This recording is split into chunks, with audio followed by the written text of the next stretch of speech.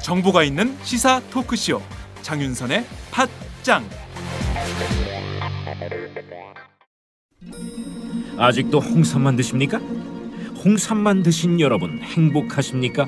살림살이 좀 나아지셨습니까? 이제 마카 산삼을 드십시오. 마카 산삼. 잉카인들이 즐겨 먹었던 남미 페루의 산삼. 인체에 꼭 필요한 31가지 미네랄과 18종의 아미노산을 함유한 천연 종합 영양제. 세계적인 슈퍼푸드로 인정받아 전 세계가 열광하는 그것 바로 마카입니다. 페루의 마카와 우리나라의 산삼을 하나로 만들었습니다. 마카 산삼. 이게 다가 아닙니다. 20년 경력 전문가의 자문을 받아 우리 몸에 좋은 11가지 원료까지 하나로 만든 건강 푸드 마카 산삼. 이제 홍삼 가격으로 마카 산삼 드십시오. 와, 이거 남자한테 딱이네. 딱이야. 애미야, 나한테도 딱이구나. 엄마, 나도 마카 산삼. 나도. 검색창에 마카 산삼 또는 영한 네이처를 검색하세요. 영한 네이처 마카 산삼이 답입니다. 마카 산삼을 꼭 기억하세요.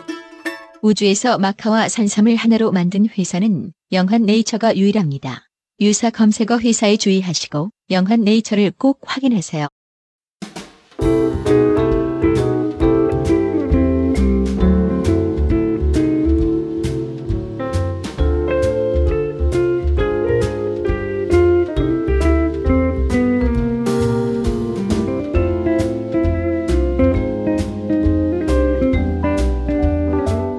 임태훈, 김광진의 생산적 만담, 인권의 정치.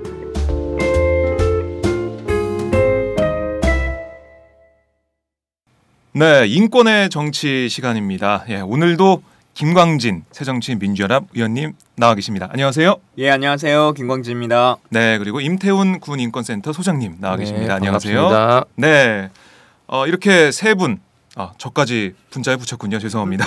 이렇게 세 명이서 방송하는 게 2주째 두 번째 시간인데요. 일주일 동안 어떻게 지내셨습니까?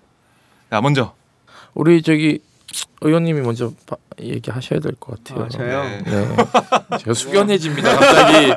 예, 갑자기 몸둘 바를 모르겠습니다. 네, 좀 패자는 말이 없는 거니까요. 지난 네. 주말은 뭐 그렇게 보냈습니다. 예. 네, 참 패자는 말이 없다. 이 한마디에 모든 게 압축이 돼 있는데. 아니요, 저는 네. 할 말이 좀 있으실 것 같은데요. 아, 그래요? 네, 그러니까 저는 뭐 선거라는 걸 잘 모르지만, 네. 그러니까 이제 국민의 한 사람으로서 또 이제 그 당원이 아니에요. 저는 어디 당원 가입을 안 했는데 이렇게 보면서 좀 약간 답답한 느낌이 들더라고요. 그러니까 첫째 뭐 이게 청년위원회인데 네. 뭐 이렇게 제가 이제 물어봤어요. 네. 뭐 의원님들한테 아주 제 그 당은 청년위원회 위원장의 숙성 연령이 어떻게 되냐라고 했더니 몇 살까지냐? 예, 그래서 뭐 이게 42세인가 3세였는데 뭐 45세로 이번에 바꿨다 그래서 그러면은 좀 너무한 거 아니냐 이런 얘기를 했어요. 이게 중년 위원장 선거 같았어요. 그러니까요. 이게 보통은 사실은 청년 위원장 그러면은 40세도 하면 안 돼요. 그러니까 뭐 만 39. 뭐 네, 뭐 이렇게 딱 자르던가 해야 되는데 이게 당이 젊어지려면은 뭔가 노력이 필요하겠구나 이런 느낌도 들고요. 또 하나는 이게 선거라는 것도 저는 또 이해가 안 됐던 게 왜 당대표 선거할 때 같이 하지 안 하냐? 왜 따로따로 하냐? 네, 그래서 사람들이요 그렇죠? 누가 후보로 나오는지도 잘 모르고요. 관심이 떨어지는. 네, 이번에 뭐 전국 여성위원장도 같이 이렇게 했는데 이게 진성당원제로 되기 위한 어떤 전략적인 마인드가 뭐 과도기적인 것도 없구나 이런 생각이 들어서 씁쓸하더라고요. 그리고 또 하나는 이제 김광진 의원께서 그렇게 노력을 했고 그런데도 불구하고 이렇게 낙마하는 거 보니까 그 위원장 선거에서 이게 소위 말해서 정치 신인들이 이 진입하는 게 굉장히 좀 높다. 어렵구나. 그리고 또 나이가 어리면 어릴수록 그게 더 하구나 이런 느낌을 많이 받았어요. 그래서 좀 저는 속으로 좀 앞으로 새정치민주연합이 다가올 차기 총선에서 예. 그 이렇게 젊은 네. 그 유권자들을 어떻게 포섭할지에 대한 전략적 마인드가 부재하는구나. 왜냐하면 김광진 의원 그렇죠. 같은 경우에는요, 굉장한 상품성이 있는 네. 분이에요. 왜냐하면은 제가 같이 이렇게 제가 어디 쉐어하우스 같은데 사는데 네. 이 건너방에 있는 친구한테 물었더니 잘 모르더라고요. 그래서 잘 몰랐어요. 니네 지역구다라고 얘기했더니 막 검색을 막 네네. 했나 봐요. 그러니까 뭐냐면 요즘 세대들은 다 취업 걱정이지 정치에는 정치에는 관심이 관심이 많이 없어요. 없죠. 예. 그 한마디만 하고는 그냥 말았는데 그 다음 날 네. 제가요 검색했는데요. 네.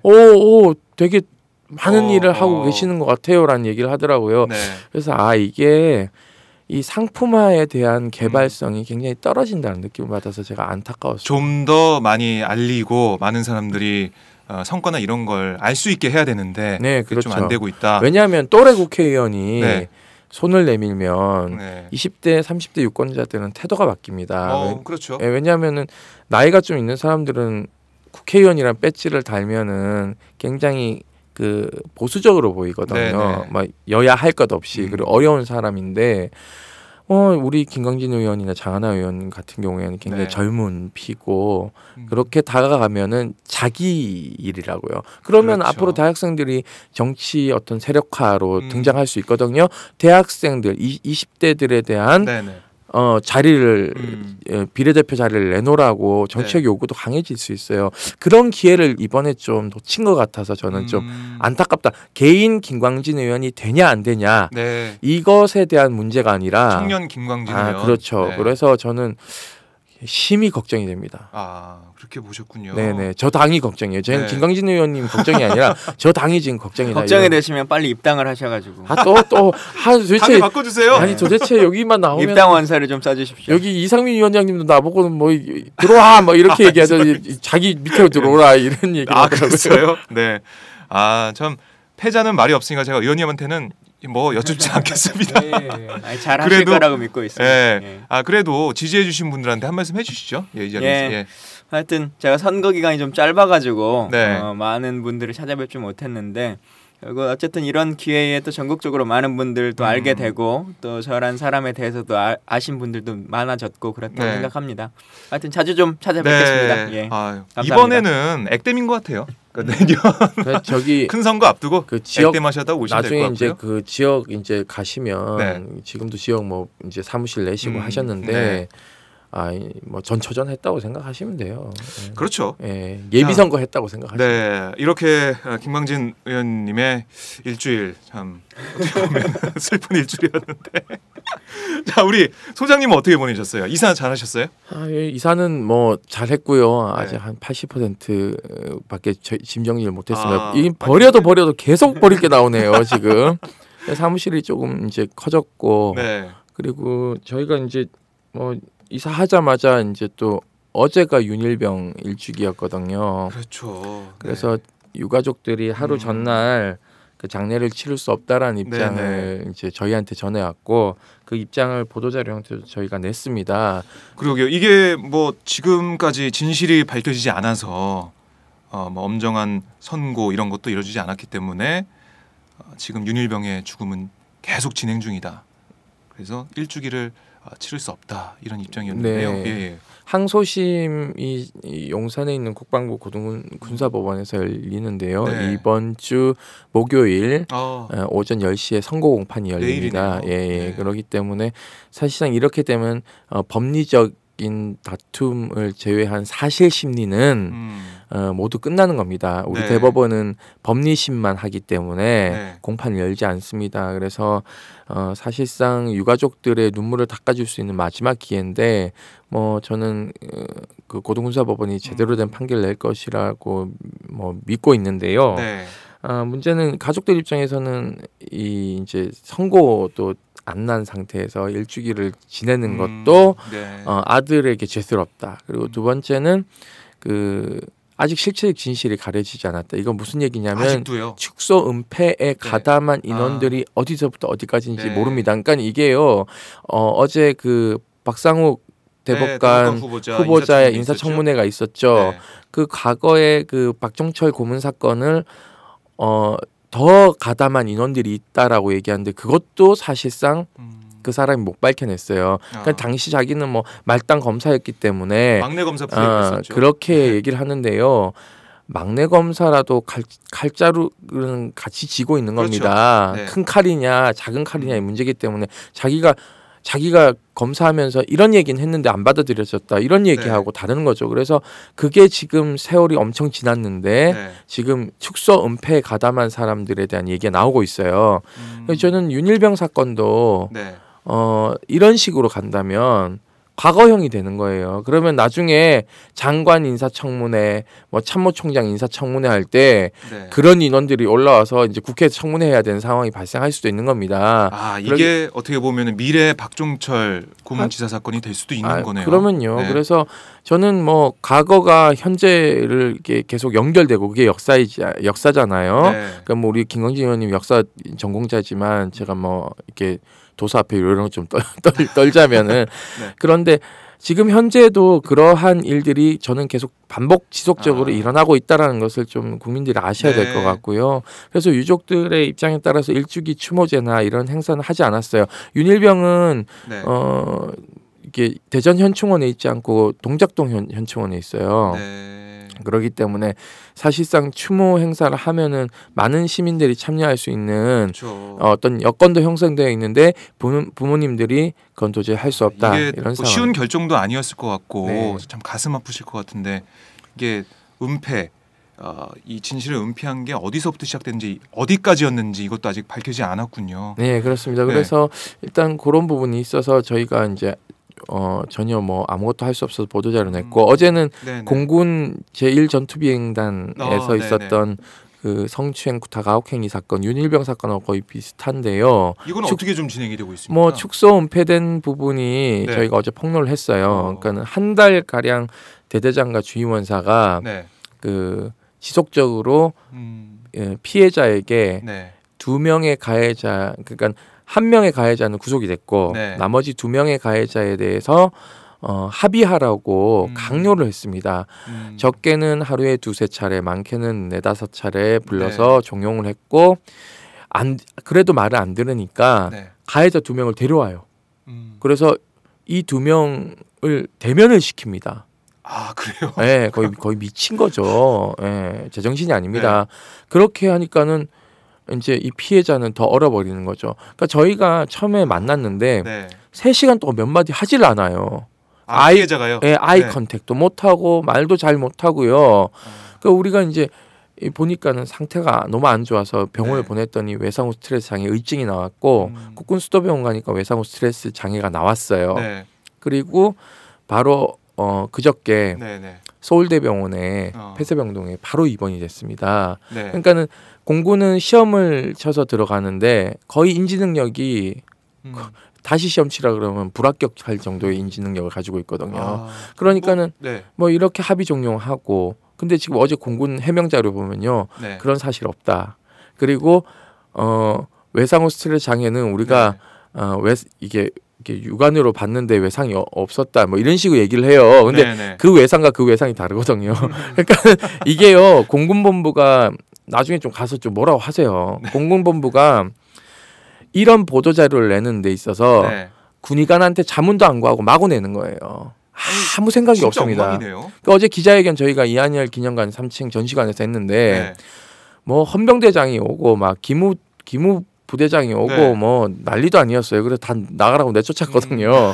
그리고는 아침부터 정훈공보실장이 전화 와서 그게 아니고요. 소장님 뭐 자세히 몰라서 그런데 제가 설명을 드리겠습니다 이러는데 지가 뭘 설명할 게 있어요. 지가 나보다 더 몰라. 진실이 나와 있는데 사실이 나와 있는데. 근데 왜 내쫓아요? 잘 들으라고 이렇게 자리를 마련해 주시지. 저는요. 그 이한열 기념관 그 위에 군합발 그렇게 드리는 거 별로 저는 근데 그 윤일병 사건에서 하나만 조금 짚고 넘어갔으면 싶은 게 이런 것 같아요. 오늘 우리가 이제 인권으로 보는 이제 그 군대 정치와 군대 얘기인데 그러니까 지금 공소가 뭐로 되느냐 이제 이 논쟁이 계속 있는 거지 않습니까? 재판부는 상해 취사죄다라고 하는 거고 뭐 임 소장님이나 유족들은 살인죄다라고 하는 얘기를 하는데 이게 그냥 단순하게 그 감정적으로 그 살인죄로 해라라고 하는 그 주장을 펴는 것이 아니라 네. 법리적 생각으로 이제 다시 좀 해보면 네. 그러니까 살인죄라고 하는 것은 구타와 폭행으로 인해서 살인이 됐다라고 하는 것을 명확하게 인정해달라고 하는 것이고 네. 상해치사라고 하는 것은 폭력행위라고 하는 것은 있었으나 이게 개인의 불운으로 사망한 경우다라고 하는 네. 것을 이제 정리하는 것이죠. 그래서 그것을 좀 명확하게 국가가 네. 정리해달라고 하는 것이고 또 하나는 지금 이 윤일병 사건에서 우리가 간과하지 않아야 되는 것이 네. 그 지난번에 무슨 드라마 영화였죠? 그게 보면 어떤 군복 입고 입은 사람이 재판장에 와서 양심 고백을 하는 거 나오잖아요. 변호인이었던가요? 예. 네, 그게 나오잖아요. 근데 한번 생각해 보세요. 우리 그 변호인에서 양심 고백했던 그 소인가가 네. 재판정에서 그렇게 이제 끌려 나가고 나서 어떻게 됐을까? 과연 영화에서는 그냥 그렇게 끌려가는 것으로 끝나는데 실제로 어떻게 됐을까? 뭐 뭔가 보복 인사나 이런 게 있지 그렇겠죠? 않았을까 싶은데요. 이 사건이 세상에 알려지고 네. 또 진실이 알려진 게 뭐 임태훈 소장님도 열심히 그 챙겨주셨지만 또 부대 내에서 김상병이 어쨌든 양심 고백을 하고 진실을 말했던 것이 내부 있는데 고발자가 됐죠. 최근에 그분이 네. 인터뷰를 어디서 한번 하셨더라고요. 근데 저희 네. 오마이뉴스에서 네. 뉴스 펀딩으로 나오고 그렇죠. 있습니다. 그래서 자기 심한 모욕감과 차별을 받았고 또 부대에서 적응하지 못해 전출 가고 네. 전출 갔는데 그 부대에서도 또 내부 고발자라는 것이 알려져 가지고 또 생활하기 어렵고 이제 이런 것들이 반복되는 그러니까 진실을 말하는 사람이 네. 훨씬 더 힘들어지는 사회가 아직도 존재한다. 참 군 잔인한 내부에서. 사회예요. 진실을 고백하면은 보복당하고 뭔가 불이익을 받는 게. 예, 그래서 이 피해를 입은 윤일병도 참 안타까운 일이긴 네. 하지만 지금 어쨌든 내부 고발자들을 보호해 주는 것이 사회가 정화되는 하나의 방법이고 인권이 네. 바로 서는 나라가 되는 건데 이 문제에도 조금 더 관심을 가졌으면 좋겠어요. 그게 지금 안 돼 있네요. 어떻게 보면 윤일병 사건으로 그런 것까지 저희가 살펴볼 수 있습니다. 내부 고발자 문제도 심각한데요.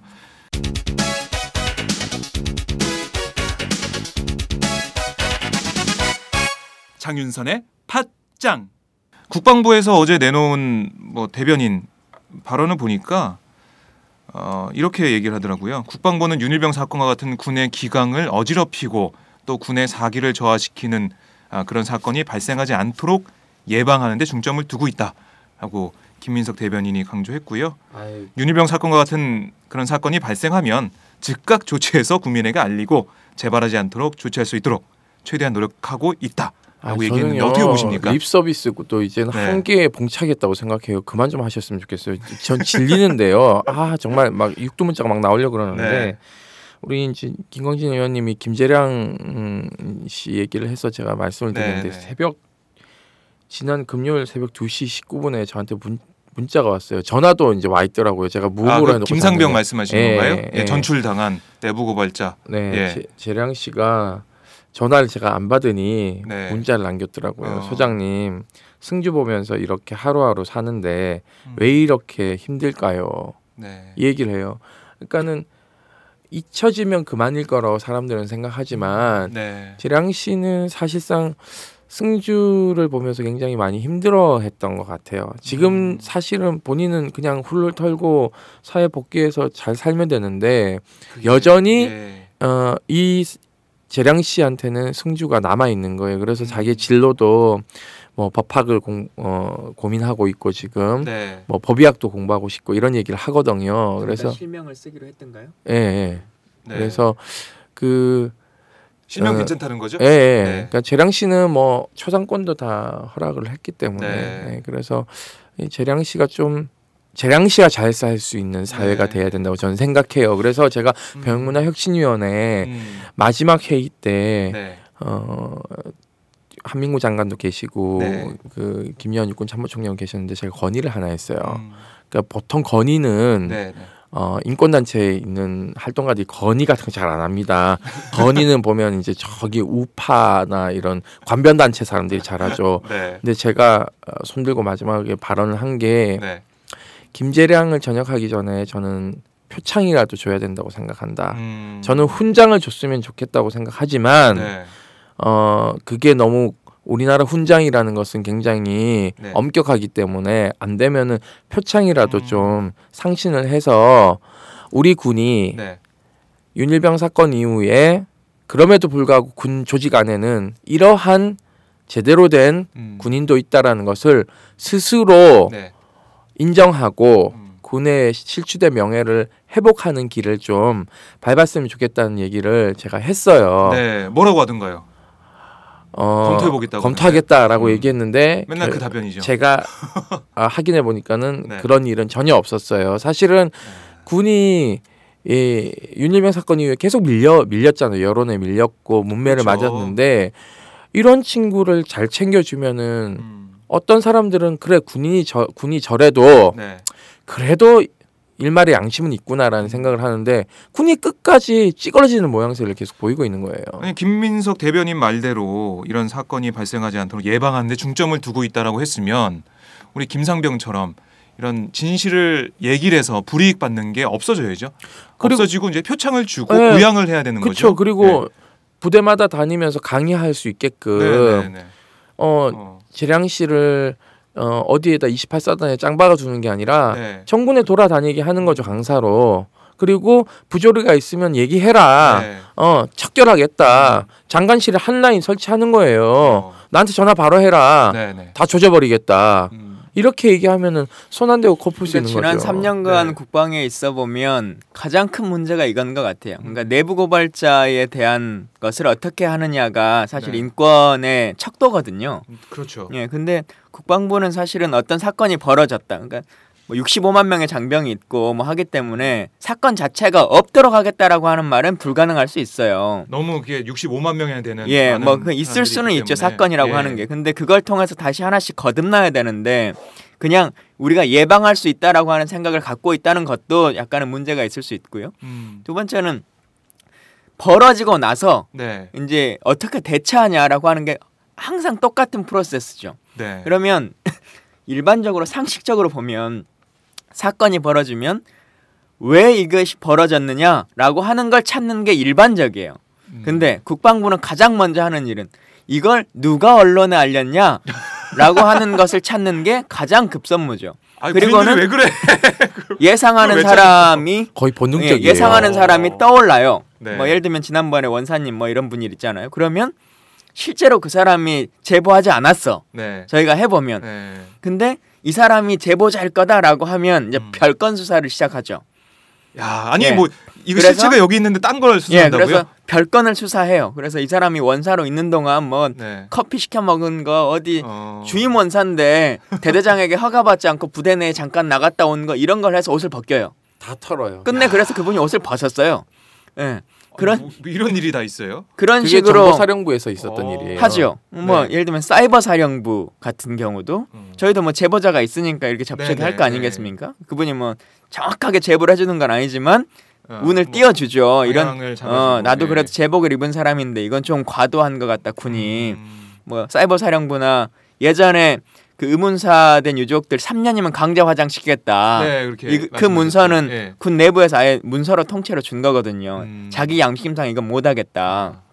근데 그거를 누가 유출했는지 예, 저는 확인하는 거죠? 분명히 만난 사람을 제가 알죠. 저는 네. 박정호 기자라는 사람을 만나서 이 제보를 네. 받은 건데 대면을 해서 갑자기 군이 임태훈이라는 사람을 추적하기 시작해.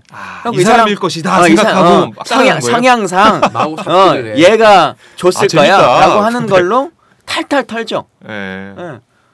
야, 이게 뭐예요? 네. 완전 삽질하는 거 아니에요? 네, 삽질 대망이에요. 근데 그 삽질이 삽질해서 제대로 된 사람을 찾느냐가 중요한 게 아니라 네. 찾으려고 하는 인식 자체가 그렇죠. 잘못인 거죠. 그 자체가 정말 웃기네요. 아니 문제가 생겼으면 그 문제를 파헤쳐서 진실을 밝혀내고 뭐 잘못한 게 있으면은 잘못한 사람 처벌하고 재발 방지 대책 만들고 이게 순서일 텐데 별건 수사를 통해서 누가 꼰질렀는지 그냥 이른바 누가 꼰질렀는지 그 찾는다는 거예요. 영화 변호인의 그 참. 소위 네. 는 아직도 30년이 지난 지금 이 시간에도 군뿐만 아니라 아마 대한민국의 모든 사회에서도 지금 그러고 있을 거예요. 맞아요. 그러니까는 이게 이제 되게 웃긴 게 제가 얼마 전에 11사단을 갔다 왔어요. 네.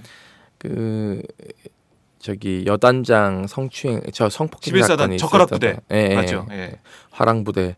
그래서 그래서 갔다 왔는데 뭐 사단장님도 만나고 뭐 사단장님은 초동 조치를 굉장히 잘했어요. 근데 이제 문제는 거기 수사과장님이 저랑 좀 그 전에 이제 신성민 상병 아시죠? 우리 뇌종양으로 사망한 그 사건이 거기서 있었던 사건이라서 그쪽에 이제 헌병대장하고 아시겠네요. 네, 헌병대 수사과장하고 이제 친분이 있어요. 그래서 이제 거기 대장님 딴 데 가셨고 수사과장님은 이제 계시는데 수사과장님하고 통화를 몇 번을 했는데 이제 거기서 이제 이 내부 고발자가 거기서 있었는데 이게 자기라고 찍혀버린 거야. 너 임태훈하고 어떻게 친해? 뭐 이렇게 하고는 찍혀가지고 소장님 제가 지금 오해받고 있어요. 어떡해요? 이러는 거예요. 임 소장님 때문 아니에요 이거? 그래서 소장님하고 친하게 지냈다는 이유만으로 그래서 내부 고발자가 됐네요. 제가 아니 거기는 수사과장하고 내통을 하면 다들 통날 일인데 내가 미쳤냐 그랬더니 제가 가서 상식적으로 생각해봐도 누가 수사과장하고 이렇게 얘기를 해서 그러니까요. 얘기를 하겠어요. 말이 안 되는 거예요. 그래서 거기 그 야전에 있는 복수의 이 간부들이 이 저희 쪽에 다 제보를 해준 거예요, 사실은. 그러니까 예를 들면 제보도요, 요즘은 간부님들이 영악해져서요. 워낙 이렇게 내부 고발자에 대한 불이익이 심하니까 어떻게 던지냐면요. 얘기해도 돼요? 얘기해도 돼요. 이거는 다 수사 들어가는 거 아니에요? 지메일 계정은 1000개, 10,000개도 팔 수 있어요. 지메일 계정 하나 어디 가서 파가지고는 저희한테 던집니다. 그러고는 끝. 거길로 그 메일은 소통을 하는군요. 그 메일은 그 메일은 안 써요. 안 쓰고요? 그러니까 끝이에요. 우리한테 그냥 문서 하나 띡 던지고는 한 번 던지고 그걸 없앤다. 끝이에요. 그래서 그게 여러 건이 온 거예요. 그래서 이게 퍼즐을 맞춰 보니까는 문제가 심각하다고 판단해서 저희가 일군사령관 그 화상회의 한 거 가지고는 깐 거 아니에요. 그리고 감찰실장도 저희가 깐 거고. 그래서 그런 이제 제보자들에 대한 공격이 있으니까 이제 제보자들도 굉장히 영특해지고 있는 거죠. 네. 아니 이게 군대가 뭐 보면은 방산비리 이런 거 보면은 우리 군대 장비들도 굉장히 노후됐잖아요. 그러니까 노후된 장비를 계속 쓰고 있고 뭐 예산도 없고 이래서 그런 걸 저희가 볼 수가 있는데 아니 이런 인식 체계 자체도 정말 옛날 군대네요. 옛날 사회 분위기네요. 그렇죠. 사실은 뭐 지금 뭐 방산비리 얘기가 나와서 그러는데 지금 방산비리가 제대로 수사가 되고 있는지 좀 뭐 의문이에요. 뭐 해군만 탈탈 지금 털고 있는데 이거 육군, 공군 털어보세요. 안 나오나. 해군은 이게 장비가 덩어리가 크고 액수가 많아서 그렇지 육군도 뭐 장갑차부터 시작해서 탱크 짜잘한 거 다 합치면요. 해군 못지 않습니다. 근데 이거를 털 수가 없죠. 왜냐하면은 합동수사단에 들어와 있는 군측 인사들이 다 육사 중심으로 이루어졌는데 해사야 치기 좋죠. 뭐 이렇게 헤게모니를 육군이 갖고 있다 이렇게 볼 수도 있겠네요. 그리고 방산비리 뭐 옛날에 다 파던 거 다 덮었던 놈이 권모 대령이라고 얘가 또 사건 나눠주고 있어 거기서. 그러니까 우리나라 검사들은 또 좋다고 그거 하나 받아가지고는 좋다 그러고 수사하고 있는데 나 이거 보면서 정말 코미디다 이런 생각이 들었거든요. 저는요 국회가요 방산비리 관련해서는 특검 가야 된다고 생각해요. 특검 안 가면 이 사건 해결 못해요. 뭐 간단하게 들어볼까요? 어떻게 보십니까, 김광진 의원님? 그러니까 방산비리 지금 화제가 올라갔는데요. 말씀하신 여러 가지 것들도 포함됩니다만은 또 하나는 국방부도 이 방산비리 척결에 대한 의지가 있느냐라고 하는 것에 있어서 하나 보면 지금 합수단이 검사 120명 가까이 지금 구성이 되어 있거든요. 거의 웬만한 지검 정도의 수준인데 규모로 봤을 때 국방부가 22명 정도의 검사를 파견했어요. 근데 이 방산과 관련한 것은 소위 군피아라고 하는 것의 인적 네트워크의 관계성이나 혹은 사업의 특수성 뭐 용어에 대해서만 이해하려고 해도 몇 개월이 걸리는 거 아니겠어요? 그렇죠. 근데 22명의 이 군 검찰을 파견하는데 방산 경력이 하루라도 있었던 사람은 전부 배제했어요. 근데 이제 군은 그게 검찰 스스로도 자유로워야 된다. 방산과라고 하는 이유를 댔는데 언뜻 들어보면 그 이유가 맞는 것 같은데요. 이유가 맞는 것 같은데 실제로는 아무 내용도 모르는 사람을 가져다 주는 거죠. 초짜가 가서 처음부터 다시 다 배워야 된다. 그렇기 때문에 군 전문가에서 파견된 아무런 의미가 없는 거예요. 일반 검사랑 똑같은 상황인 거죠. 그러니까 군에서 파견됐으면 군의 네트워크나 뭐나 이런 것들을 꿰뚫고 있고 이 사람은 뭐 소위 누구 장학생 라인이니까 이렇게 해서 정리하고 그래서 몇 기인데 네. 어디에 전역해서 어디에 취업해서 주로 어떤 사업을 했다라고 하는 걸 머릿속에 알아야 되는데 네. 스스로가 모르고 우리 군 검찰이 방사능에 연계돼 있을지 모르니까 네. 검찰에 못 보낸다라고 하면 그럼 남아있는 검찰들은 전부 다 연계돼 있는 겁니까? 아니면은 그게 만약에 문제가 될 것 같으면 다 옷을 벗겨야죠. 네. 예, 국방장관 스스로도 그거에 자신이 없어서 전혀 모르는 사람을 보냈다라고 하는 것은 제도적으로 방산에 대한 척결 의지가 없는 거다라고 하는 생각을 갖고요. 두 번째는 이제 육해공 부분을 계속 이제 그 논쟁이 있죠. 상식적으로도 좀 말은 안 돼요. 해군만 이렇게 걸리는 게. 근데 저도 이제 해보면 이런 것 같아요. 육해공에서 쉽게, 그러니까 상식 국정감사 정도의 수준에서도 털기 좋은 게 해군이에요. 아 그래요? 그게 딱 보이나요? 왜냐하면 그렇죠? 예. 공군은 비행기를 통째로 사오잖아요. 예, 비행기 한 대를 아예 통으로 사오기 때문에 여기서 조립하는 게 아니고 우리가 뭔가 계약할 때 어떤 로비 자금이 있는 것을 뭐 계좌 추적을 해서 밝히지 않는 이상은 찾기가 어려워요. 근데 해군은 함정 하나에 있어서 각각의 부속을 따로 계약합니다. 네. 아니 소장님 약을 드세요. 어디 앉으세요? 네, 좋은 건 나눠 먹으세요. 녹음하다가 약을 먹어. 이거 깜짝 놀랐어. 통풍약이야, 통풍약. 뭐 소나를 따로 계약하고 맥주 그만 드세요. 뭐를 따로 계약하고 포를 따로 계약하죠. 그러니까 각각의 부품들이 한 100억 정도, 200억 정도의 규모예요. 그러니까 배를 만들고 거기에 붙이는 장비를 따로따로 그렇죠. 따로따로를 계약하는 거죠. 그렇게 해서 하나를 만들죠. 그렇죠. 그러니까 우리가 사업비 정도를 봤을 때 뜯어볼 만한 사업이에요. 그런데 육군은 전체 총량으로는 참 많은데 개별 사업이 작아요. 맞습니다. 예를 들면 총이 전체로 보면 뭐 10만 정 막 이렇게 계약을 할 수 있는데 하나의 객단가는 10만 원짜리 뭐 이런 거죠. 뭐 모자 군복을 산다라고 하면 1년에 뭐 25만 벌을 맞추는데 하나당 5만 원짜리 이런 거니까 그래서 덩어리가 작군요. 그래서 우스갯소리로 이런 얘기를 해요. 이제 뭐 우리 군인들 옷에 이제 계급장이 뭐 이렇게 위치가 바뀌거나 뭐가 더 추가되거나 최근에 왜 태극기 단다 그랬을 때 댓글이 뭔지 아세요? 전역한 예비역들이 또 언놈이 뭐 차렸나 보네. 저녁에서 언놈이 뭐 차렸나 보네. 오바로크 하는 그러니까 그런 얘기를 해요. 그러니까는 아까 말씀하신 것처럼 해군이 각 덩어리가 있는데 예를 들면 이지스함을 만든다 그러면 이 은폐 기술이 또 따로 있어요. 이게 또 굉장히 돈이 많이 들어가거든요. 그래서 사실은 저는 김광진 의원님한테 좀 특검을 좀 고민을 좀 해보시죠. 특검 법안을 정권을 바꿔서. 아니 그러니까 지금 방산비리는 지금이 아니어도 충분히 할 수 있는 거니까요. 정권을 바꿔서 하는 게 좋을 것 같습니다. 정권이 바뀔 수 있을까? 난 좀 약간 의구심인데. 진짜로 이분 새누리당에서 입당 제의가 오는 것 같아. 이런 말씀하시는 아니 그게 아니라 뭐냐면은 혹시 내년에 가시는 거예요? 아니, 뭘 가요? 어딜 가요? 보내줘야 가지. 뭐 다들 왜 그래? 아니, 도대체. 찌라시가 돌던데. 나 찌라시 얘기도 난 처음 나 찌라시를 안 봐. 지난주에는 다 가라 그래놓고. 그래 맞아. 어딜 가긴 어딜 아니, 가. 거기서도 바꿀 수가 있잖아요. 개혁을 할 수가 있으니까. 아니, 그러니까 저는요 그러니까 정치라는 게 사실은 국민들이 참 정치가 뭐 여의도를 가야 정치를 할 수 있다고 생각하는데 사실은 우리가 댓글 다는 것도 정치고 사실은 저에 대해서 욕을 하거나 김광진 의원님한테 욕을 하거나 칭찬하는 것도 다 정치거든요. 그렇기 때문에 일상생활에 얼마나 정치에 참여하느냐가 저는 관건이라고 생각하는데 댓글 하나 다는 것도 정치다. 아이 그럼요. 생활의 정치. 숨 쉬는 것도 정치예요. 무슨 얘기예요? 먹고 살기 위해서 아까 약 먹더라고. 그러니까 DJ가 그러셨잖아요. 할 수 없으면 담벼락을 보고 욕이라도 하라고.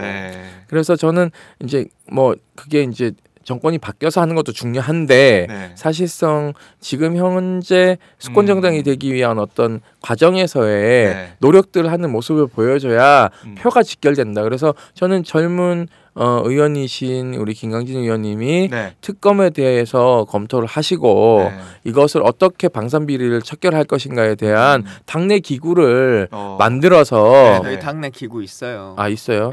그럼 누가 당 입장은 좀 어때요? 누가 저기 당내 지금 그걸 초기에는 소위 이제 사자방 국조라고 해가지고 저희가 좀 주장을 했었는데 4대강 방산비리 자원외교. 근데 자원외교 국조는 얻어냈고, 네네. 예, 이제 나머지 2개는 이제 국회에서 지금 현재 진행 중인 상황으로 있는 거죠.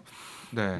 근데 뭐 해봤자 자원외교 지금 국조 해봤자 MB 안 나오고 이래서 파행됐잖아요. 청문회 한 번도 못 하고. 이제 5월 1일까지 어제 연장을 했기 때문에 됐는데 조금 더 두고 볼 수는 있을 것 같고요. 네.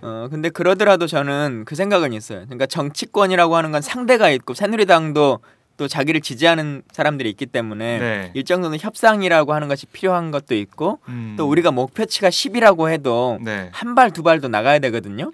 근데 청문회를 못했을 수는 있지만 네. 또 국정조사 기간에 다양한 것을 통해서 우리가 실제 어떤 것들이 문제가 있었고 감사원에서조차 27조 뭐 이 정도는 문제다라고 하는 걸 밝히지 않습니까? 그래서 그 성과 자체를 모두 폄하할 필요는 없다. 하나하나는 어쨌든 세상이 한 발 한 발 나가고 있는 거라는 생각 같습니다. 아니 이거 뭐 자원외교 말이 나왔으니까 그런데 어젠가요? 권성동 의원이 MB 부르면 나라 체면이 말이 되냐 뭐 이런 말을 해서 정말 수많은 네티즌들의 비판을 받았었는데 참, 네. 누구는 불러가지고 부엉이 바위에 뛰어내리게 하더니 망할 놈들.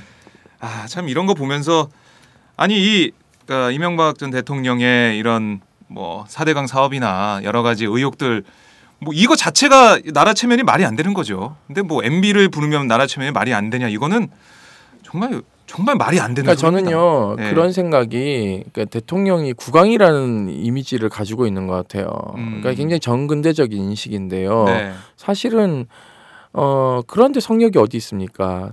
대통령의 해랍이라도 불러야 되는 거죠. 그럼요. 사실은요. 그러니까 그런 전례를 남겨야지만이 대통령이라는 사람들이 우리가 이제 단임제 또 폐이기도 한데요. 네. 집권해서라도 이걸 잘 하지 않으면 퇴임 이후에 개망신을 당하는구나 라는 인식을 가지고 있어야지만이 자기가 청와대에 있을 동안 5년 동안 계속적으로 긴장관계를 가지고 권력을 국민을 위해서 사용하지 안 그러면은 MB처럼 다 팔아쳐먹어요. 돈이 어디로 뭐 그냥 마구 새. 그렇기 때문에 이게 지금 다 국민 가게의 부담이거든요. 가게 부담이 되는 거죠. 그렇기 때문에 혈세인데. 저는 청문회가 아니라 뭐 다른 수사 강제 수사를 동원해서라도 MB 소환해야 됩니다. 소환해서 소환장 딱 발부해 가지고는 아니 뭐 생중계도 했잖아요. 노무현 대통령 봉화마을 그까지 올라오는데 생중계하고 나오는데 찍고 뭐 시계를 뭐 어디에 버렸네 이딴 소리 하고 있고 그래 그 시계 뭐 어디 있어요 지금 그 시계도 실체도 없는 거 아니야. 예를 들면 실체가 없는 것도 있다고 해서 만들어내 가지고 전직 대통령을 그 시골에서 끄집어내 가지고는 개망신을 줬는데 여긴 실체가 이렇게 마구마구 드러나는데도 불구하고 소환조차 못 하고 있어요. 이게 말이 되냐고요 지금.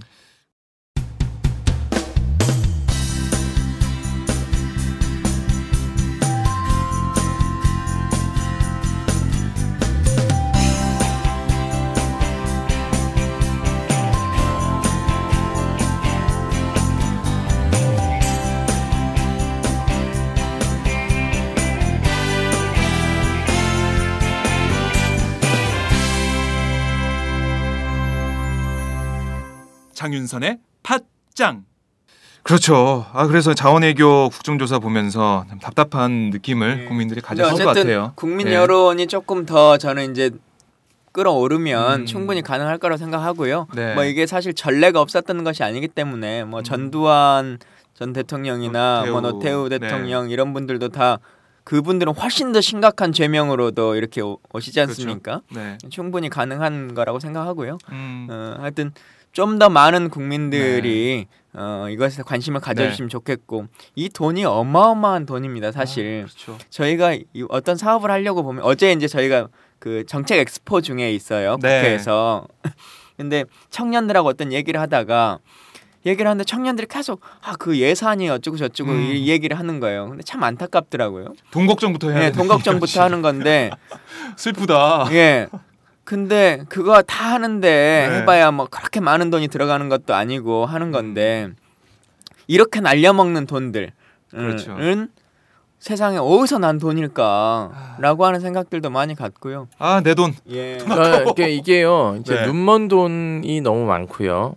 그런 눈먼 돈이 많다라는 것을 너무 잘 알고 있고 그 눈먼 돈의 위치를 잘 아는 사람들이 그걸 빼먹기 시작하는 거거든요. 그러니까 저는 국민들이 예산에 참여할 수 있는 보다 많은 그 열린 예산에 대한 확대가 있어야 된다고 보고 있고요. 네.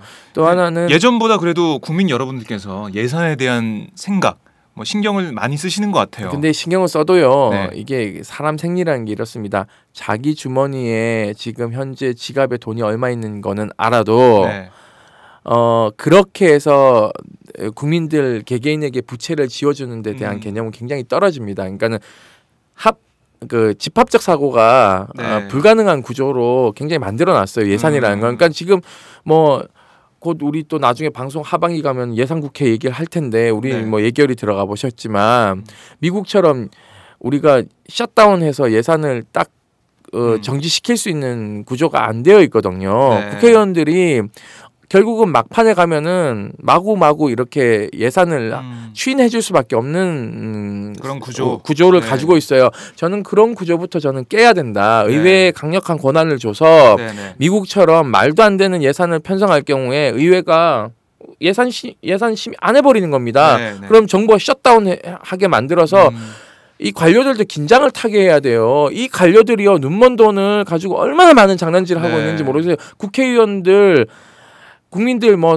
300명도 많다 줄여라. 거기에 네. 포퓰리즘으로 막 앵겨가지고 안철수 등장하자마자 국회의원 정수 줄여야 된다. 막 이딴 얘기 하잖아요. 그렇죠. 그래서 네. 그런 것들이 국회의원 예산을 줄여서 의석수 줄이면 결국 관료들이 부패해서 관료들만 좋아지는 경우가 생기거든요. 최근에 뭐 문재인 네. 의원이 아까 뭐 발언도 엑스포 하셨잖아요. 얘기하셨지만 엑스포에 참여한 문재인 대표가 뭐 351명 이상이라는 거기에 스티커를 붙이면서 그러니까 설문조사하는 곳에 351명 이상 국회의원 정수를 표시하는데 스티커를 붙여서 많은 뭐 주목을 받았는데 네네. 기자들한테 문 대표가 이렇게 얘기를 했더라고요.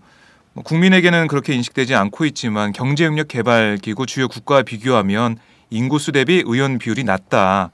국회의원을 늘리면 정당 명부 비례대표제, 권역별 비례대표제를 도입할 수 있다. 이렇게 비례대표를 늘려야 직능 전문가 그리고 여성 비례대표 30% 가능해진다. 이렇게 말씀하셨는데 뭐 안철수 의원 같은 경우는 우선 국민들이 먹고 사는 문제에 관심 가질 때다. 이렇게 사실상 뭐 반대 입장을 내놨습니다. 뭐 의원님께서는 어떻게 보셨습니까?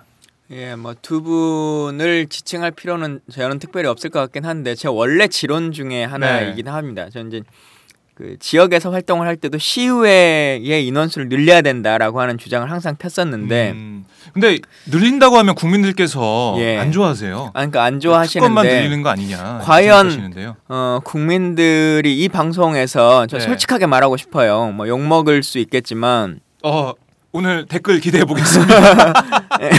과연 국회의원이 늘어나서 네. 국민에게 피해가 가는 것이 무엇일까에 대해서 진지하게 한번 고민해 주시면 좋겠다.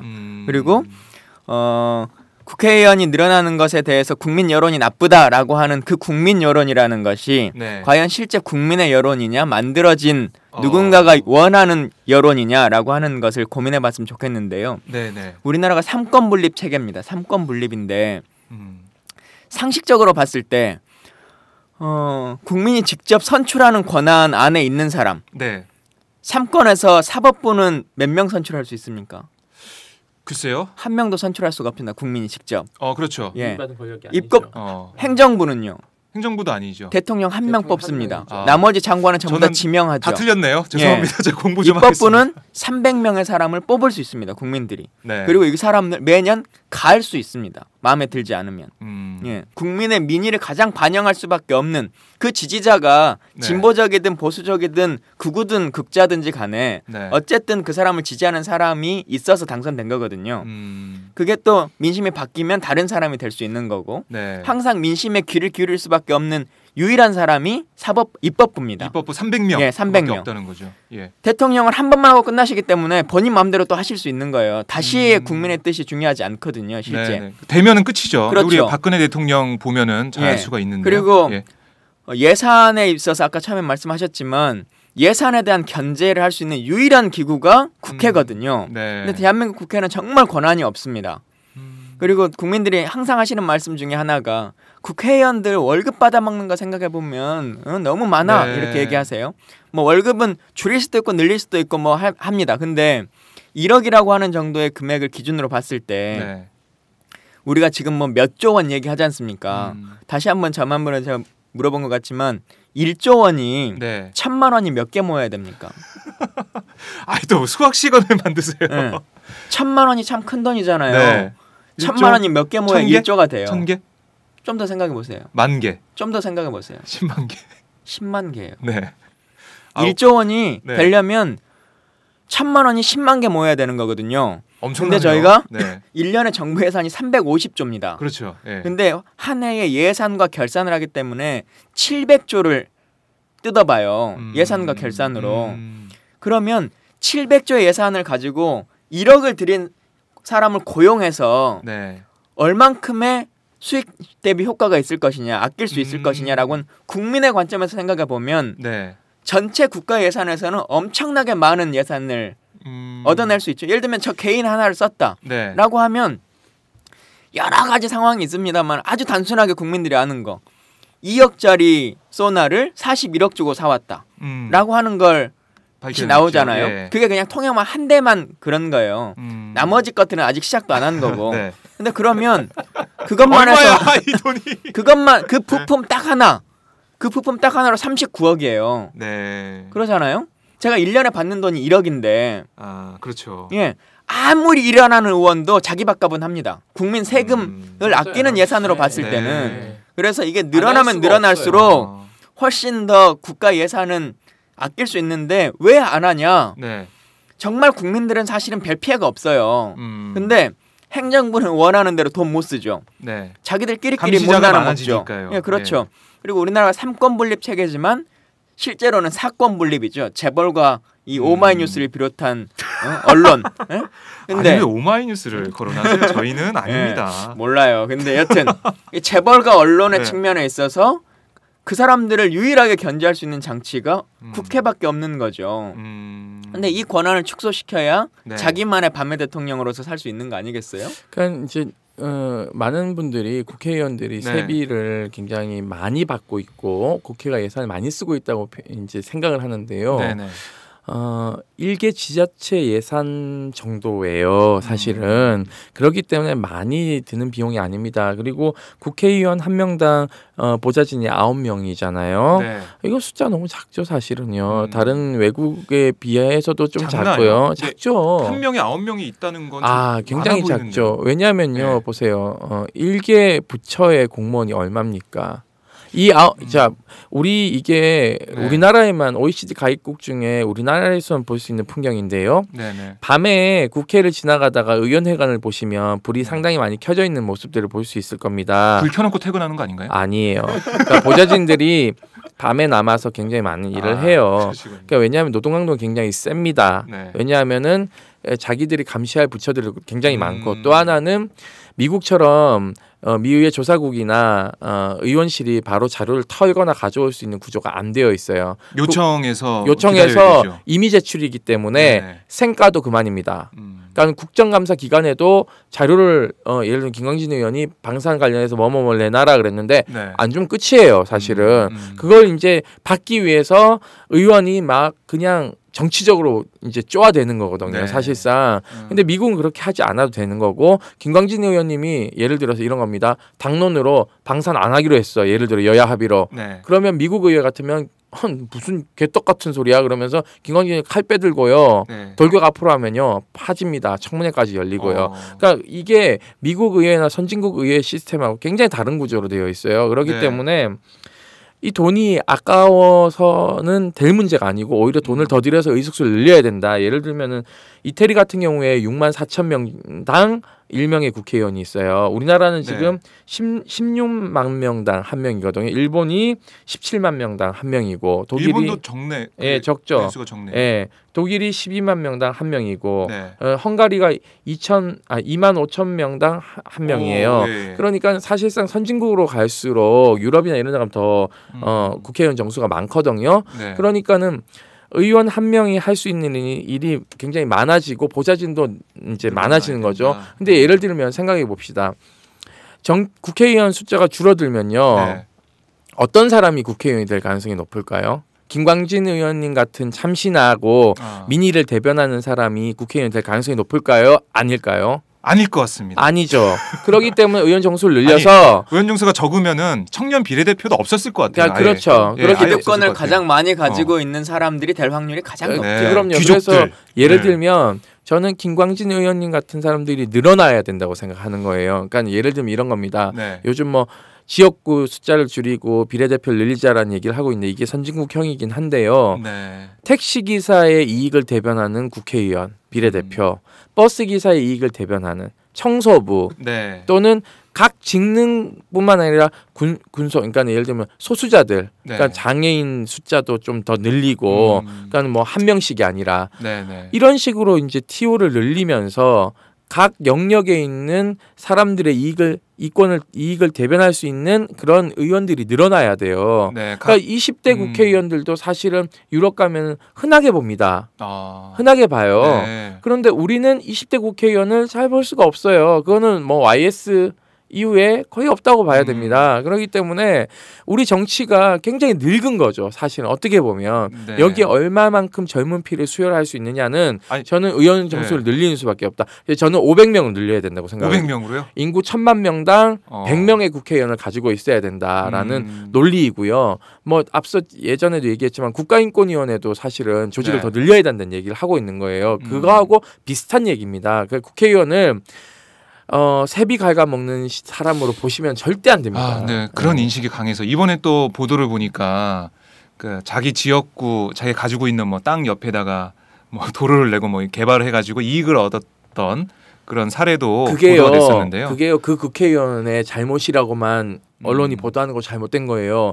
그 지역에서 그걸 요구하니까는 주민들이 그 예산을 따다 주는 겁니다. 거기 유권자들이 그런 인식을 갖고 있기 때문에 결국은 국회의원이라는 사람이 국민의 이익을 전체를 대변해야 될 사람인데 주민의 이익을 대변하는 무슨 시의원, 구의원으로 전락해버린 거예요. 사실상. 그렇기 때문에 우리나라 그러한 예산을 편성하는 건 거울입니다. 그 국민성이 반영되는 것이거든요. 그러니까 국민들도 정신 차려야 되는 거죠. 사실은 앞으로는 정치인 욕하면서 뒤로는 내 마을에 뭐가 있었으면 좋겠다 이런 얘기나 하고 있으니 그게 필요한 거면은 저는 복지면 해야 된다고 생각해요. 그게 아니라 무슨 이권 비슷하게 간다면은 저는 좀 문제가 있다고 보는 거죠. 의원님 이제 의정 활동 계속 해오고 계신데 어떠십니까? 밖에서 볼 때 국회의원, 뭐 안에 들어와서 볼 때 국회의원 좀 차이점이 있나요? 저는 그러니까 아까 말씀드린 것처럼 원래 좀 의회주의자예요. 의회가 권한이 커져야 된다. 그게 민의를 반영하는 거다라고 하는 생각을 가장 많이 갖고 있는 사람인데 들어오시니까 그 의회가 더 커져야 된다 이게 확고한 생각이 드나요? 훨씬 더 커져야 된다는 확고한 생각을 가져요. 저는 솔직히 말씀드리면 안철수 대표도 아마 그 대통령 후보 시절과 지금 국회의원 되시고 나서 국회에서의 활동을 하시고 나서는 생각이 바뀌셨지 않을까라고 생각 갖는데요. 정말 국민의 권한을 지켜줄 수 있는 대한민국에서 유일한 공간이 국회밖에 없습니다. 근데 지금은 국민들 스스로가 국회를 비난하고 욕하는 것으로 보호받을 수 있는 권한을 약화시키는 거거든요. 아주 단순하게 보면 뭐 예산에 대한 문제나 뭐 입법에 대한 문제도 있습니다만 현장에서 봤을 때 우리가 어떤 집회가 있다라고 하면 예전에는 국회라고 하는 사람이 가지고 있는 권한이 있기 때문에 이게 특권과 권한은 다른 거거든요. 국회의원이 할 수 있는 권한이라고 하는 것이 있었기 때문에 그리고 조정력을 다 서로 간에 인정해줬기 때문에 어떤 뭐 경찰과 대치돼서 시위대가 있다라고 하면 국회의원이 그 자리에 가서 경찰을 설득시키거나 어떤 조정을 하거나 조율할 수 있어요. 근데 지금은 뭐 경찰서장은 고사하고 그 앞에 서 있는 정경조차도 국회의원 뭐 신경도 안 쓰잖아요. 국민들도 그것에 대해서도 크게 그 문제 삼지 않고 저는 그런 문제에 있어서도 명확하게 시민의 대표성을 가지고 있는 사람이다라고 하는 권한과 이것을 경찰 쪽도 국민들도 인정하고 존중해줘야 훨씬 더 상호간에 이 문제를 해결할 수 있는 힘이 생긴다라고 하는 생각 같고요. 그게 비단 뭐 무슨 시위하고 집회하는 것뿐만 아니라 정치는 결국은 조정하는 역할인데 저희가 이제 을지로위원회라고 하는 활동을 하면서 전국을 막 다니지 않습니까? 그게 결국은 국회의원이 가지고 있는 영향력을 가지고 교섭하고 조정해주는 역할을 하는 거죠. 뭐 어떤 보수 언론들은 힘을 가지고 압박해서 기업들을 힘들게 한다라고 하지만 결국 그게 옳은 일이니까 조정이 되는 거거든요. 그러니까 그 힘을 많이 실어주셔야 네. 사회적 약자들이나 또 기존에 있는 공고한 세력으로서 힘을 갖추지 못한 사람들의 대변자를 네. 할 수 있는 거기 때문에 저희에게도 좀 힘을 많이 주시면 네. 좋겠습니다. 그러니까 저는요 이제 국회도 스스로 좀 권위주의적인 사고를 네. 내려놔야 된다고 생각하는 게 저는 국회 담장 좀 무너뜨렸으면 담장. 좋겠어요. 네. 그러니까는 국민들이 다가가기엔 너무 먼 그러한 성역처럼 되어 있는 구조예요. 그렇죠. 그래서 그 실제적으로 국회의원들이 들어가셔서 그 담장 없애려고 노력한 국회의원들도 굉장히 많으세요. 근데 그 담장이 허물어지지 않고 있고요. 그래서 그 잔디밭에 누구나 들어갈 수 있게끔 저는 얼마나 웃겼냐면 하루는 저희 예전에 사무실에 있던 여성미래센터에서 개가 이렇게 공동으로 키운 풍산개가 있는데 개를 데리고 산책하려고 그러는데 못 들어가게 하더라고요. 그래서 누구세요? 이래서 시민인데요. 이랬더니 그 경비대 친구 아래 위로 쑥 훑더니 들어가세요 이러더라고요. 그러니까 저는 이런 과정이 필요 없다는 겁니다. 왜냐하면 건물에다가 그냥 배치해서 네. 건물 방어만 하면 되는 거예요. 사실상 과도하게 행정력 낭비입니다. 사실은. 그러니까 제도적으로는 그건 네. 이제 바뀌었어요. 바뀌긴 바뀌었는데, 바뀌었어요? 예. 그러니까 자동차의 출입이나 이제 임명의 출입 같은 경우도 실제 건물 안에, 그러니까 국회의사당 본관 혹은 의원회관으로 들어가는 데에는 신원 확인을 합니다만은 네. 그 잔디광장으로 들어가는 데에는 원칙적으로 안 하게끔 되어 있어요. 근데 경찰들이 꼭 경찰 분들은 어딜 가는지를 안내를 해주려고 이제 얘기를 하는 건데. 이 국민들이 생각하기에는 이게 신원조회를 하는 것 같은 그런 느낌으로 이제 받아들이는 거죠. 아 그런가요? 예. 저는 한 번도 어디 안내해 거기에 주려고 그런 거 안내판이 써져 있어요. 그 자동차 출입하는데 보면 한 써서 자동차의 출입은 자유롭게 할 수 있습니다. 다만 주차는 그 둔치 주차장에 해주십시오. 이렇게 써져 있고 광장은 누구에게나 열려 있는 상태로 있는데. 근데요 이게 이제 의원님이기 때문에 안 봤거든 그런 걸. 근데 항상 나는 갈 때마다 물어. 근데 되게 웃긴 건 정장하고 갈 때는 안 물어요. 네. 근데 정장을 안 하고 이런 캐주얼 복장을 가면요 꼭 어디 오셨냐고 물어봐요. 그래서 제가 너무 이제 기분이 나쁠 때는 이렇게 얘기해요. 네. 어디 왔는지 알면 뭐 하게 이렇게 하면 그때부터 이제 달라집니다. 그러니까 네. 예를 들면은 쓸데없는 행정력 낭비를 하고 있고 또 저는 거기에 외곽 경비 쓰는 것도 좀 저는 철수시켰으면 좋겠어요. 거기 버스 맨날 보면 국회의사당 정문에 보면 왼쪽에 맨날 그 횡단보도 앞에 불법 주차하고 있어. 그래서 사람 잘못 튀어나와 오토바이 교통사고 나는데 거기 항상 보면은 기대말을 세워놔요. 기동대 버스를 세워놓거든요. 이것도 사실상 굉장히 잘못된 경우입니다. 그래서 외곽 경비도 좀 철수시켰으면 좋겠어요. 국민들이 봤을 때는 다 한심한 겁니다. 그게 저도 점심 먹으러 나갈 때마다 그 논쟁을 계속해요. 이제 나갔다가 들어오면은 출입증 폐용해 주십시오. 이제 이 말을 하잖아요. 그 경비들이. 근데 저는 출입증이 없어요. 공무원증을 타고 다닐 수가 없으니까. 근데 제가 딱히 봤을 때 국회의원이나 뭐 이런 사람처럼 보이는 건 아니고 하니까 초기에는 이제 계속 물어보죠. 출입증 폐용 어디 오셨냐고. 어디 오는지를 물어볼 수 있는 근거를 갖고 와라. 이제 이 논쟁을 제가 한 30번 정도 했을 거예요. 그러니까 국회 경위분들은 국회의원들을 알죠. 얼굴을 알죠. 근데 거기에 근무 쓰는 친구들은 의경이니까 계속 바뀌고 잘 모르죠. 그래서 이제 이 논쟁을 매번 하다 보니까 그게 많이 없어졌어요. 저뿐만 아니라 다른 사람에 대해서도. 그걸 바꾸셨네요. 근데 저는 지난주에 우리가 그 명예훼손 고소 말한 것처럼 이런 것들을 끊임없이 권한을 가진 사람들이 얘기해야 된다고 봐요. 네가 이것을 증명하라고 하는 것에 대한 근거가 있냐? 라고 하는 것들을 계속 물어줘야 이게 내가 잘못하고 있는 거구나 라고 하는 것들을 없어지는 거거든요. 그러니까 국회 출입하는 분들이나 뭐 이런 분들도 명확하게 시민 누구나 출입이 자유롭다고 써져 있는 그 상황에서 이걸 물어보는 것은 납득하지 않는 제도들은 빨리빨리 좀 고쳐 나가야 되고요.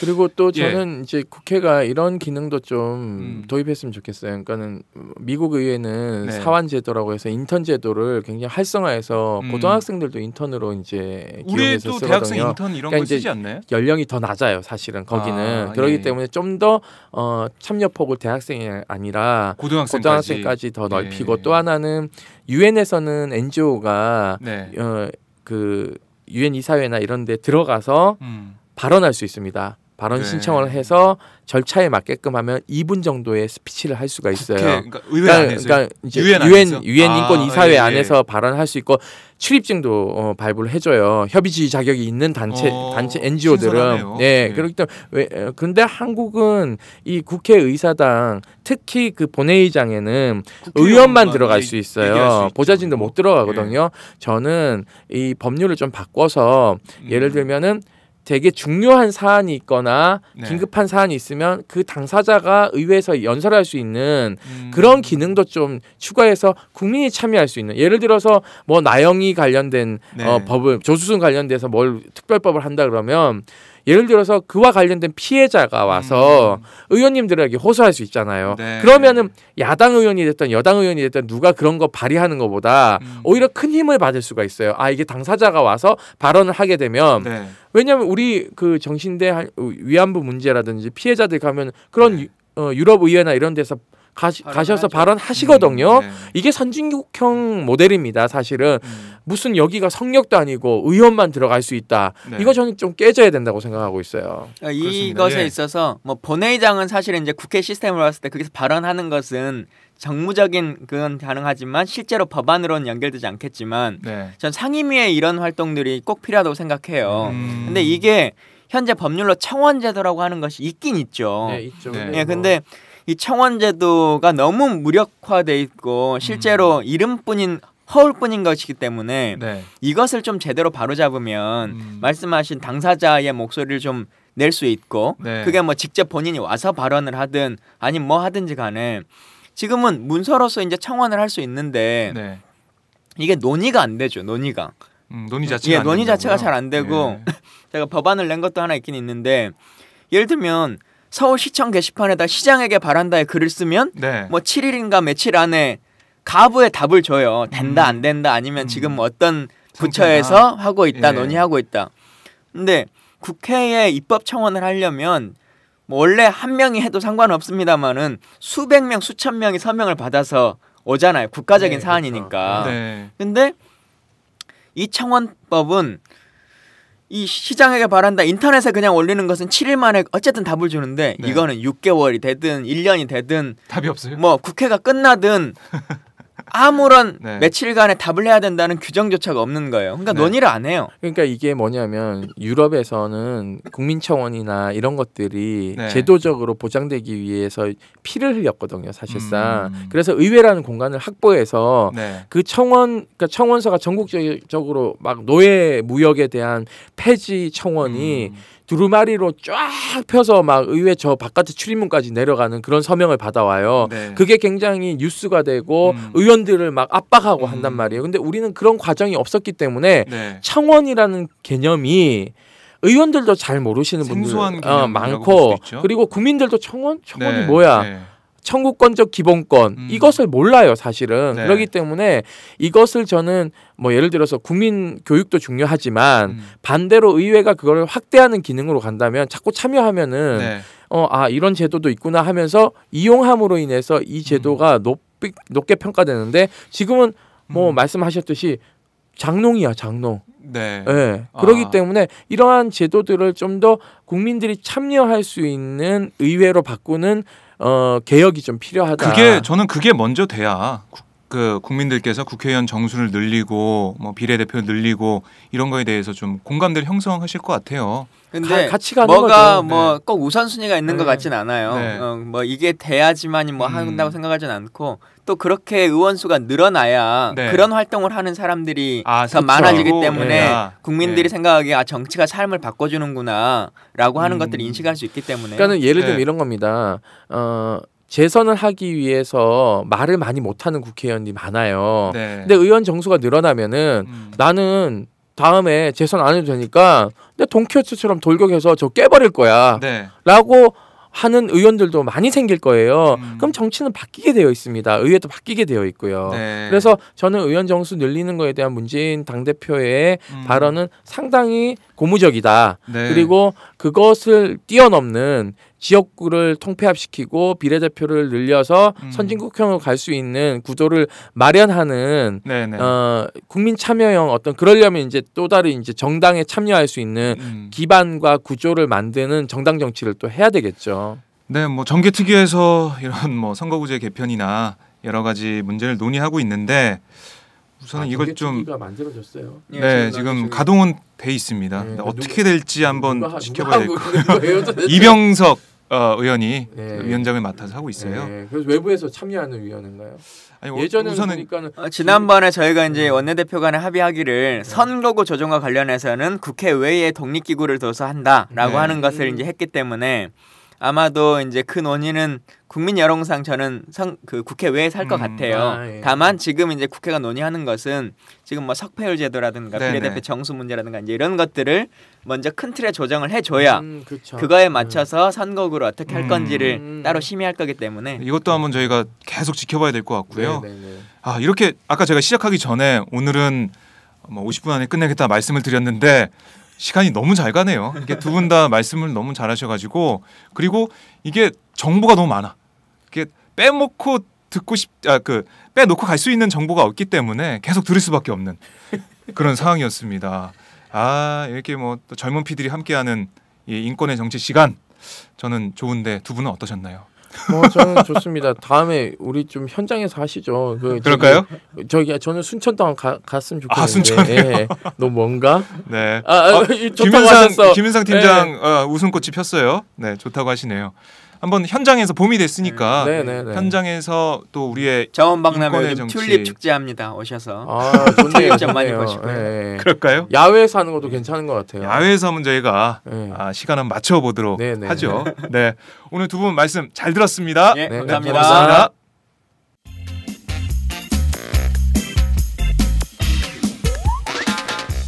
매일 정오 여러분의 점심시간 맛있게 씹어드실 뉴스를 보내드리는 장윤선의 팟짱.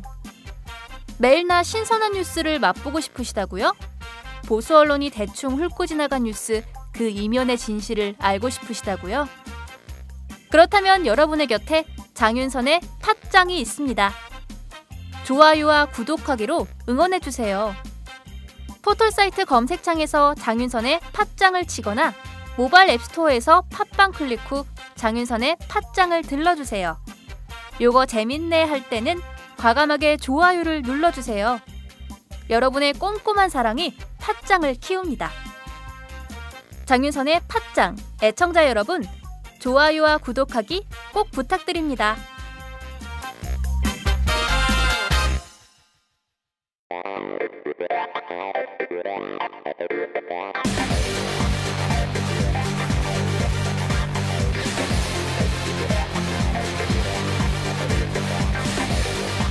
정보가 있는 시사 토크쇼 장윤선의 팟짱.